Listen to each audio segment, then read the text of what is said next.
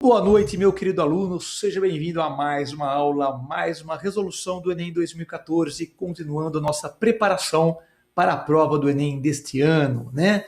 Muito bem, hoje uma questão é sobre geometria espacial, sobre prismas.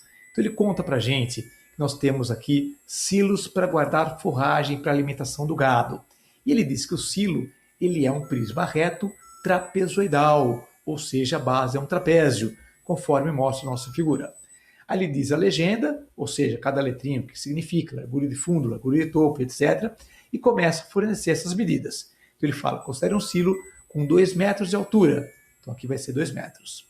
6 metros de largura de topo. Então aqui vai ser 6 metros, tanto esse B aqui quanto aqui em cima, 6 metros. E 20 metros de comprimento, é essa dimensão aqui. Esse C é o comprimento, então aqui é 20. Tá bom? Aí ele continua falando mais umas coisinhas que daqui a pouco eu volto e faz a pergunta, qual que é a quantidade máxima de forragem? Para que eu saiba a quantidade máxima, eu vou ter que descobrir o volume do meu silo.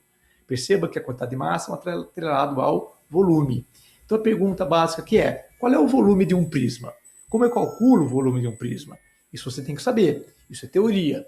O volume de um prisma é sempre o produto da área da base pela altura. SB, área da base do prisma, H, altura do prisma. Tá? A área da base do prisma ela tem definições, não é escolha aleatória. Veja bem, posso falar assim, posso escolher como base o chão? Não pode escolher. Por que eu não posso escolher o chão como base?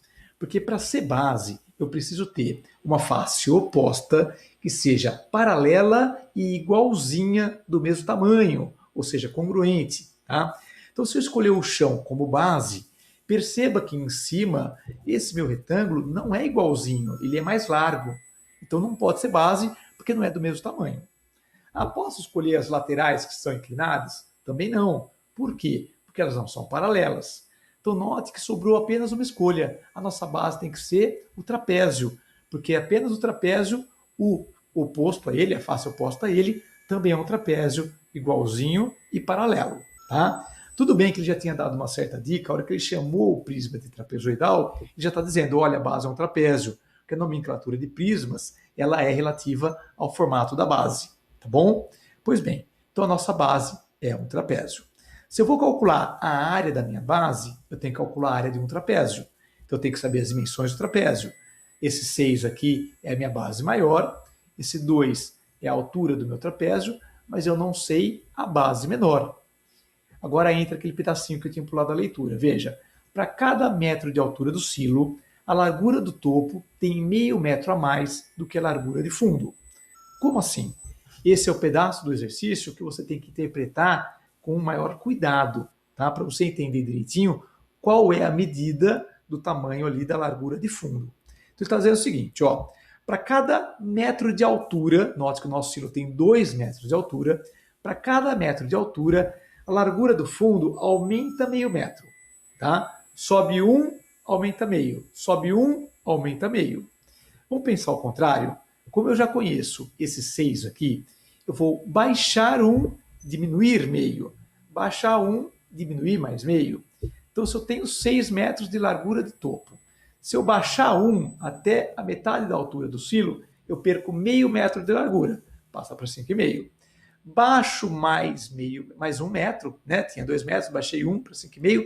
Baixo mais 1 metro, chega em 5. Eu perdi mais meio. Então, descobri qual que é a nossa base menor.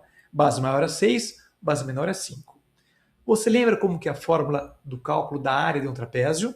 Então, a área de um trapézio, né, S trap de trapézio, é base maior somada com a base menor, multiplicada pela altura do trapézio, dividida por 2. Base maior, base menor, altura sobre 2.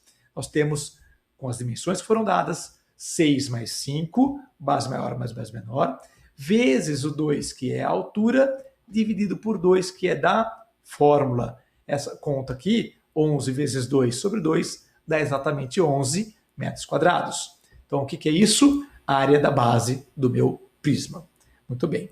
Agora vem o detalhe mais importante, detalhe crucial no cálculo desse volume. A altura do prisma, por definição, é a distância entre as bases. Então, cuidado. Ah, mas não é o 2 a altura do silo? Essa é uma enganaçãozinha. Não, porque o 2 não é a distância entre as bases. Se as minhas bases são os trapézios, olha aqui a figura. Qual é a distância entre os dois trapézios? É esse C igual a 20, essa dimensão aqui, ó, que eu botei em azul claro. Tá? Essa distância entre as bases é o que a gente considera a altura do prisma. Você, eu não estou entendendo nada, a altura está deitada? Exatamente. É como se fosse um prisma que tombou. Então eu tenho as bases aqui, ele tombou. O meu silo é um prisma deitado, então a altura realmente é essa dimensão aqui, ó. Então o meu Hzão vale 20 metros. Sabendo a área da base, sabendo a altura, o volume é o produto da área da base pela altura, 11 vezes 20, 220 metros cúbicos. Tá bom? Cuidado, porque aqui tem a resposta 220, mas eu não quero saber o meu volume em metros cúbicos. Olha aqui, ó, quanto cabe em toneladas.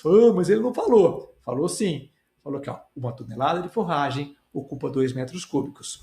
Se eu tenho um total de 220 metros cúbicos, eu vou ter 110. Mas como assim?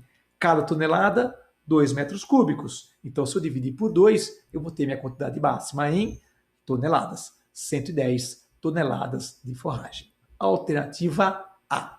Tá legal? Espero que você tenha entendido, espero que você tenha gostado e aquele mesmo esquema, né? Se ficou alguma dúvida, use os comentários, faça as perguntinhas que eu te ajudo a entender melhor. Tudo bem? Sempre pensando numa preparação muito bem feita para a prova que está chegando, a prova desse ano do Enem. Tá joia? E se você gostou, dá um like, dá um joinha, clica aí no positivo, tá certo? Me ajuda clicando no gostei, se você gostou do vídeo, é claro. E inscreva-se no meu canal, assine meu canal. Como assim não ensinou ainda? Gente, se você está inscrito, você recebe notificação. Cada aula que eu publico, você recebe o aviso. Ó, o Eloy publicou uma aula nova, oba, vamos lá assistir, vamos lá. E aí você vem, assiste a aula e fica preparadinho, fica direitinho na sua preparação para o Enem. Tá legal? Então é isso aí. Fique com Deus. Até a nossa próxima aula.